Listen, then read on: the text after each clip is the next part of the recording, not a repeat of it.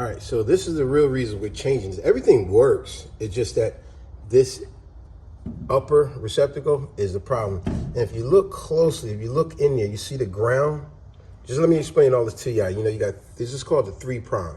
So the bigger one will be your neutral. The smaller one will be hot.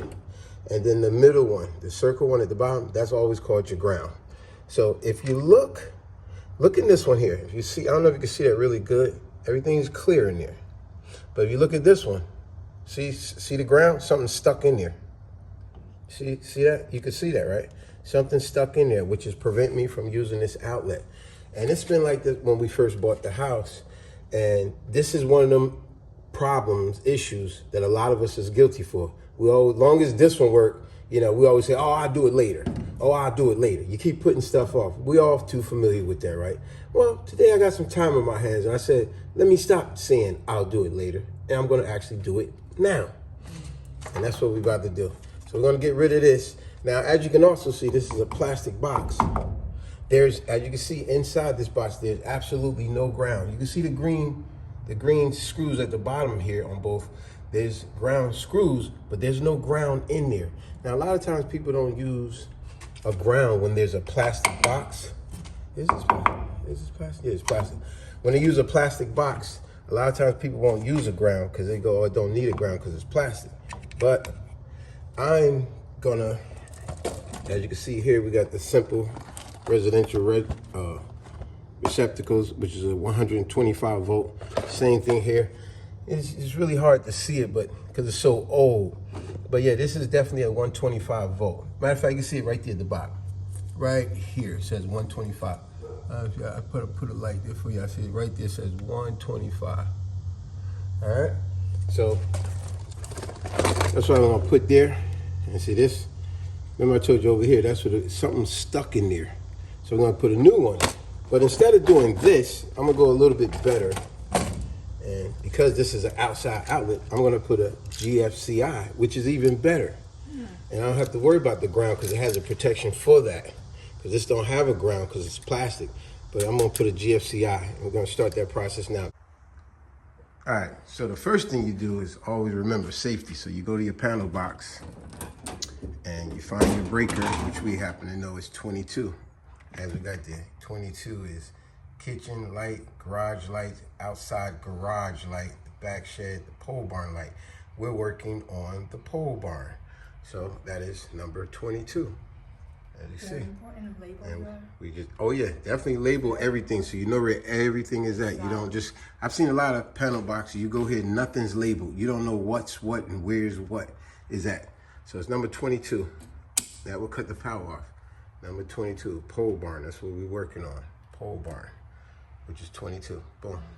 That's number 1. That's the first thing you do, safety first, cut off the power. Yeah, we're gonna start that process now. The power is off already. And remember, just like old videos, the reason they have this yellow tape, because that's your load. So if you got more than 2 different Romex coming in, remember, separate the wires from each other. Don't just think because you got 2 black, 2 white, that you could connect any black, any white. No, you have to separate it, meaning your black and your white wire that come from this got to stay with that. Your black and your wire that come from the other one has got to stay with that. But here's another problem that a lot of people may go into. Look at this. You don't see any black wire, white wire. You only see orange and red. So you go, what the heck? See, and this would confuse some people. Now I could tell you already, instead of me running back to my house, see this coming up from the ground? This is my hot wire. I can tell you that right now. I just don't feel like running back over. I already tested it. It's not going to show you now because I got all the power off. But see, this is coming from up. This is the hot. So that will be to your line, AKA load. That will be connecting to that. And see, this will be another black. This jumps over to that one. That will be your load. See, it's going to load that. And then you go to your white. As I said, there's no white or black in here. So let's get to that. Let's get my, so. And if this seems a little complicated to a lot of y'all, just do it step by step. You know, you don't gotta do it all at once. You know, like I said, you can do it, when I say step by step, you can say, okay, this is your power. If it's too much for you to remember, you go, oh, do it like this. Do it one thing at a time. Do it one thing at a time. So you go, this is your power. Now don't be a little shocked. Even though the power is off, sometimes you could touch these things and you still get a little teeny bit of a jolt. You're like, whoa, what the heck? But yeah, so remember, this is your power.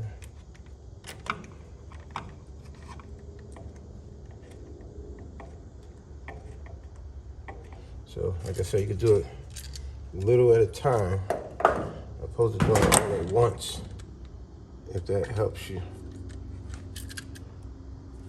I like just sliding these in here, opposed to pigtailing them sometimes, if I could get away with that.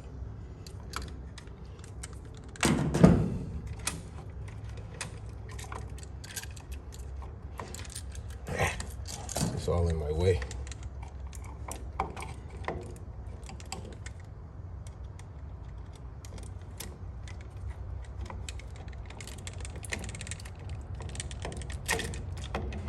Remember, that's the jumper. So, remember the one coming up, this is my power, the hot. So, that's gonna go. I'm driving myself crazy. All these wires all in my way. But you could easily see it, see this orange line going up, that would be a load. And the one that's coming out of the ground is just like the red one. It'll be going to the line side on the white side. So I'm gonna get these all out of the way. It's like, it's a tight spot me working in at the same time. My wife's trying to film me in this tight area. So, as I said, the ones coming up, let me just untangle these a little bit. See, this will be the load, and this will be the load. Both of them loads, these are the power end. So we go. Now that's the whole point of the yellow tape. I know I said it before, I'll say it again, is they remind you that's your load. I'll get that in there nice and tight. Try not to have no excess hanging off. And this is the power in, which is your line, AKA load. Get a nice tight fit on there, so it don't come loose. And then, what we said about this is your load. So we can take the tape off because we know what is the load now.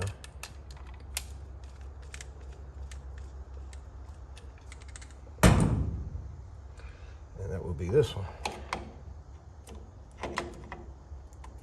It's kind of long. We don't need it that long. It's too long. I'm gonna cut some of it off.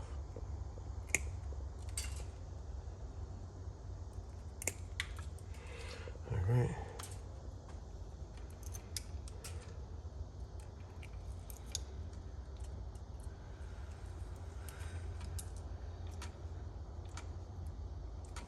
Nice and tight. Same thing, gonna slide it in there. Gonna tighten that up. Spider webs. Well, as I said, folks, this is a plastic box. So there's no ground here, so, and it's an outside outlet, so best thing to do, an outside outlet, you should always have a GFCI.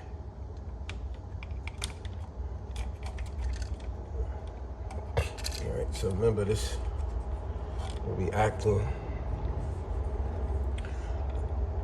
this will be in accordance with these wires.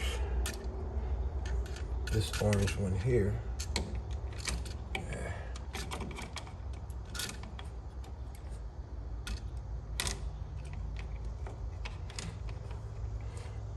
Once you got that power off, you're okay with touching the wires, even though I know some people still be a little wary about it. I had that power off. And you can pretty much do anything. had the power off. And if you happen to connect something wrong, worst thing that's gonna happen is that it's just not gonna work. It ain't that something's gonna blow up. Like a lot of electricians love to tell you, oh, you can start a fire. I mean, you can start a fire. So many say it's a tight spot.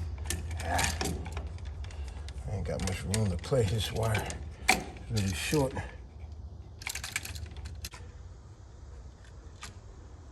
Let's open it up a little bit more.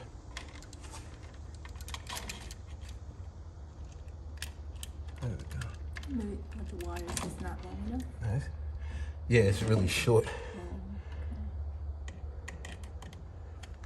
And I'm in a tight spot. I got it though.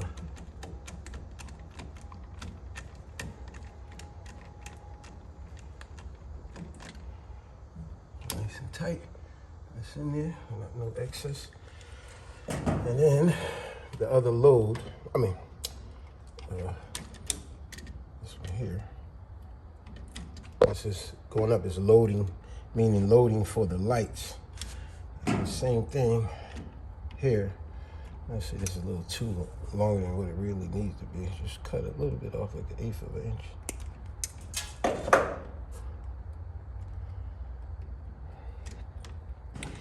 And let's loosen up this. This was giving me a hard time before. One of the reasons we're changing it, and the other reason is it should be a GFCI out here.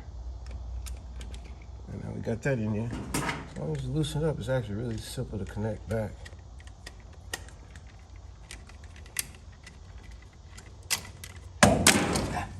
Oh, you know me, always dropping something.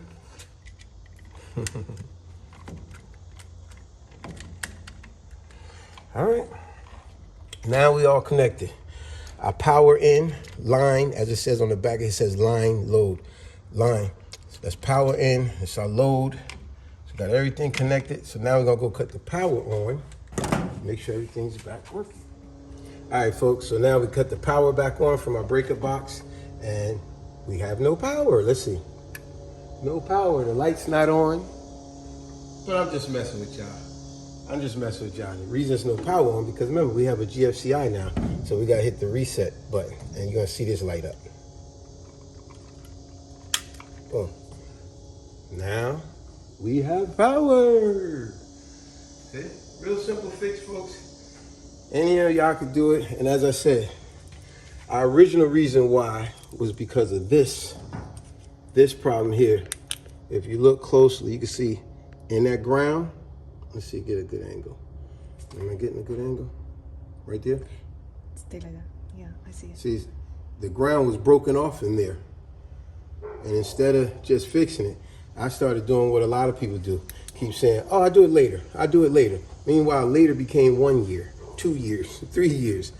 And really, in short, it became a bunch of BS. So why not just fix it and stop putting it off, you know? All right, folks, as I always say, cut the power off, be safe, and you could do all these things. Opposed to calling a overcharge, a scam artist, get over, overcharging contractor. A lot of these things you can do yourself.